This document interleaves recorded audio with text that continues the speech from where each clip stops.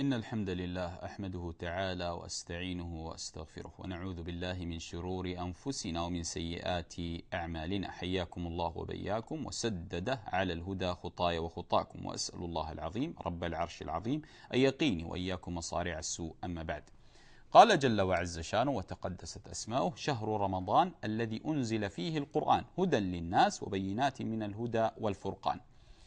الآن رمضان كل الناس تعلم أن هذا الاسم يطلق عليه أو يكنى أو بديهيا أنه أطلق على شهر الذي فيه الصيام رمضان. لكن ما معنى رمضان؟ ولماذا أطلق عليه رمضان؟ ومن الذي أطلق عليه رمضان؟ بداية، الشهر في لغة العرب هي العلامة. حينما نقول شهر رمضان، الشهر في لغة العرب هي العلامة، لهذا نقول أشهر فلان سيفه، أي أظهره للناس. ولهذا أيضا في عندنا إلى الآن ما زلنا نقول الشهر العقاري، أي العلامة العقارية. فالشهر في لغة العرب بمعنى العلامة. ما علاقة إدخال 30 يوما أو 29 يوما في لفظ الشهر؟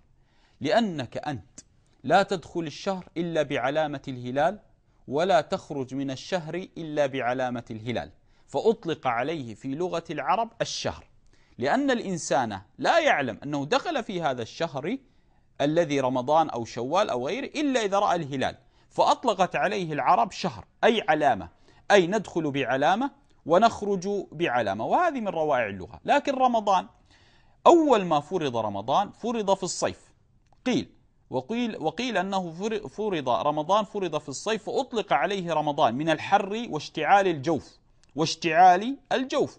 لهذا نحن نقول كالمستجير من الرمضاء بالنار. فما معنى الرمضاء؟ هي النار، الحجارة المشتعلة أو الرمال المشتعلة. فقال أهل العلم رحمه الله: رمضان أي هو الشيء المشتعل والجوف المشتعل، حيث أن الصائم يمتنع عن الشراب والطعام فيشتعل جوفه. ولكن يعجبني قول الإمام القرطبي رحمه الله، قيل رمضان لأنه يرمض الذنوب. ما معنى يرمض الذنوب؟ أي يحرق الذنوب، فأطلق عليه رمضان، لأن رمضان تصفد الشياطين وتغلق أبواب النار وتفتح أبواب الجنة، فيعينك كل شيء على الطاعة.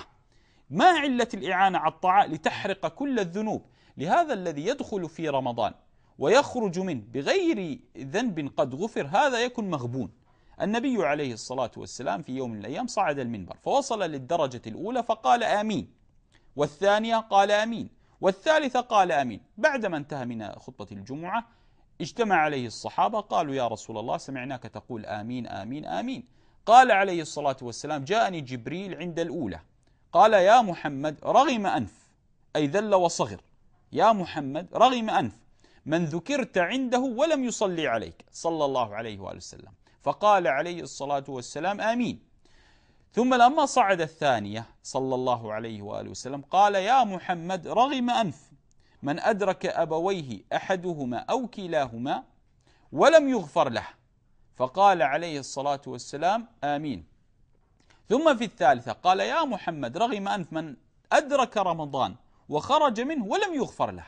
فقال عليه الصلاة والسلام: آمين. فيعطيك منطوق الحديث أن رمضان إنما هو لغفران الذنب وحرق جميع الذنوب التي اجتنيتها وجمعتها من رمضان إلى رمضان. لهذا رمضان إلى رمضان كفارة لما بينهما، ما لم تجتنب إذا اجتنبت الكبائر. لهذا أطلق الله جل وعز شانه عليه رمضان، لأنه يحرق الذنوب. لهذا تعظم الأعمال الصالحة في رمضان، كما أن الذنوب تعظم في رمضان. فكما قال الإمام مالك رحمه الله حينما سئل عن العصيان في الحرم، قال: الذي يعصي الملك على بساطه ليس كالذي يعصيه على أرضه. كذلك رمضان، لأنه شهر طاعة عظم فيه الذنب وعظم فيه الأجر. أسأل الله الذي لا إله إلا هو أن يقيني وإياكم مصارع السوء، ويمن علينا بأن يغفر ذنوبنا في رمضان، ويمن علينا سبحانه وتعالى أن ندرك رمضان الآخر. لأن الله عز وجل ماذا قال؟ قال: فمن شهد منكم الشهر فليصم.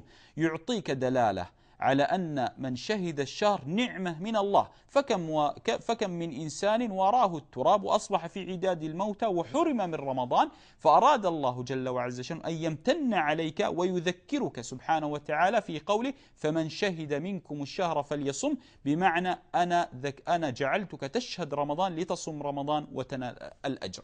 أسأل الله الذي لا إله إلا هو أن يقيني وإياكم مصارع السوء، والسلام عليكم ورحمة الله تعالى وبركاته.